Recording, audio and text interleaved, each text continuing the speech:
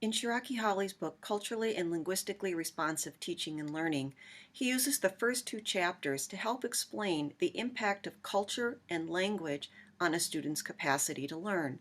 He emphasizes how important it is for us to recognize that a child will bring with them the language and the culture of their home and their community, and it's our job to help that child bridge and build to a school community and the language and culture of the school.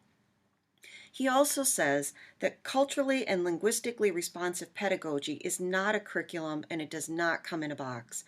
It is an approach, a way of thinking about how to instruct and how to create an instructional experience for students that validates, affirms, illuminates, inspires, and motivates them.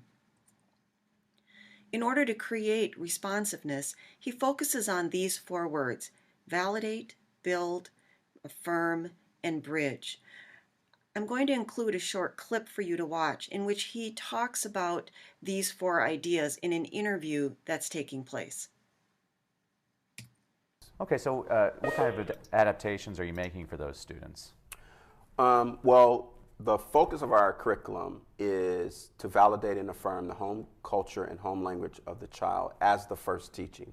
Then we move into the standards or what's quote unquote required of our state. So we spend a lot of time working with the children around their cultural and linguistic behaviors, validating and affirming them, letting them know that who you are is acceptable, but you have to learn how to code switch or culture switch in the context of school and mainstream society. And so the teachers use specific activities and strategies to do that, and then we build and bridge. We build and bridge. And so the students are in essence trying to learn to be bicultural, and we're looking at school as a culture. And what does it mean? You and I understand that, but for the general audience, what does code switching and cultural switching mean? It means that you have your base culture, and if you look at culture through an anthropological lens, and certain things that you do that are comfortable, such as, I'm going to just use one example, such as we know that spontaneity, being spontaneous, is a cultural element. And a lot of our students come, they're very spontaneous. Some people would say / impulsive. We, instead of seeing that behavior as a negative behavior, we see it as a positive behavior. But the teacher has to do certain things strategically to sort of validate and affirm, but then take that culture as the basis to then use that same process, but in a different frame or a different context.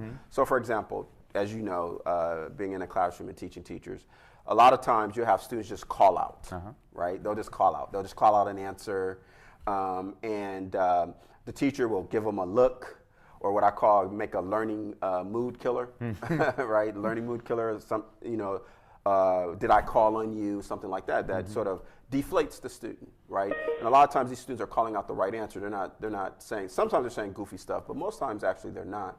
So what we try to do is get the teacher to see that as a cultural behavior, because if that child was at home or in a community with friends, that would be acceptable. So once the teacher recognizes it as a positive behavior, then he or she can do certain things. So we have this activity that's called shout out, where students can give spontaneous answers, single words, and actually it's okay to call out. And this becomes a protocol, a way of students responding.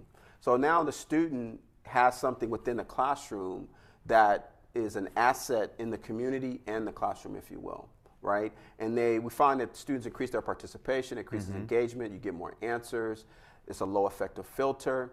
So that's the validation affirmation part, right?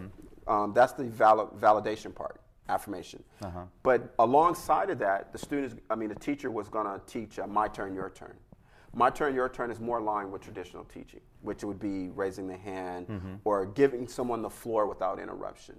And so you have this, once the student understands the concept of how shout out is in their culture, and then they're validated and affirmed, now we can build and bridge to something like my turn, your turn. And we try to expand the teacher's repertoire so that they can offer validating and affirming strategies with the build and bridge strategies. And so then the students, through the instructional experience, they're getting practice code switching. So one day it's shout out, next day it's my turn, your turn. In the remaining chapters of Shiraki Hawley's book, he continues to talk about specific areas of responsiveness: classroom management, academic literacy, academic vocabulary, academic language, and the learning environment. We are going to divide up these 5 chapters and in small groups do some teaching back. In teaching back to your colleagues, you're going to use this model. We're going to talk about how do we traditionally teach, how can we be responsive, and how can we be culturally responsive. In the presentations that I've heard from Shiraki Hawley, he talks about the importance of being able to maneuver between these elements of this continuum. Our challenge is to become comfortable with navigating between these, because not only as teachers do we need to be able to teach in a traditional, responsive, and culturally responsive way, but we need students to be able to interact with us in those different kinds of environments or different kinds of teaching modes. Kids, while some are going to be very comfortable when you're using culturally responsive, they're going to be less comfortable where it's traditional, even though that may be our comfort level. So for all of us, there's a learning curve in being able to navigate within this continuum. Here's an example of how he has explained this continuum. So for example, when we're talking about language, in a traditional classroom, we may provide a vocabulary list and students would copy the definitions. If we're being responsive, we would ask students to put down the definition into their own words, because it's now using their own current language. If we're culturally responsive, we're going to move all kids to a more academic level of learning, so that it isn't just an academic definition, but we're helping them understand words within the definition. So for example, the word money might be our new word. A student may say moolah. That's how they remember what it means.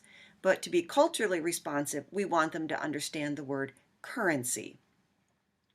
So then I looked back at my own curricular area and thought about the word hydrology. And to be responsive, a student may put that into their own words by simply saying it's studying water. To be culturally responsive, I want to help move that child to a more academic level, and so I would help them understand and break down the word hydrology. Hydro means water, ology is the study of. The hope is then they can transfer those pieces of the language, so when they say the word hydrosphere, they would understand we're talking about the circle of water. This continuum fits for class management as well. So in a traditional setting, it's more teacher-centered and the information is more one direction. In responsive, it's more student-centered and we're looking for interactions with the students so that it's more two-way. In a culturally responsive classroom, we seek to validate and affirm the home culture because sometimes the behaviors at home may be completely appropriate but not feel appropriate in the school. So let's back that up. In a traditional setting, a teacher may try and get the student's attention by flicking lights, counting down, saying shh, shh, shh, or quiet. In a responsive classroom, we may use a call and response like Hopkins, Royals. That may be another way for you to get student attention. In a culturally responsive classroom, we may actually look to the language within the home. So you might, if you have Hispanic students, maybe they have something to share. Or there's an African phrase, ago ame, meaning I need your attention, we are listening. Another way to look at this is how we facilitate conversation and discussion. In a traditional classroom, the teacher will call on students who have their hands raised. In a responsive classroom, the teacher may ask a question and get a choral response or ask anybody who wants to answer. In a culturally responsive classroom, we want to assure that all kids are prepared and ready to give a response. So we may do some random calling on names. Maybe you have little note cards, or maybe you have the kids do something like a give one, take one. So they have to get up and actually interact and talk to their peers. So you are each going to be assigned a chapter, and you're going to, during our coordinator time, meet by your assigned chapter. You're going to try to use 2 different strategies, or maybe just one, and highlight that strategy in terms of this continuum. So you're going to create a chart that shows traditional, responsive, and culturally responsive for each of the strategies. So thinking about language, what might be a traditional way of doing academic language, what's responsive, what's culturally responsive. You may want to look back at the examples in this screencast just to help you with that. And then as you talk about the strategies, why did you select those, particularly the culturally responsive ones? Here are some ideas for coming up with strategies. In the very back of the book, there's some appendices, so you may want to skim through those and see if you come up with some ideas. I think you're also going to find, if you've done NUA training, there's a lot of overlap between Shiraki Holly's work and the strategies that we learned in NUA. Once you've had a chance to share your charts and do a little teaching with your colleagues, if there's time, you may want to have this conversation of how can you work at ground level to help move us towards cultural responsiveness in the Hopkins School District. Thanks and good luck.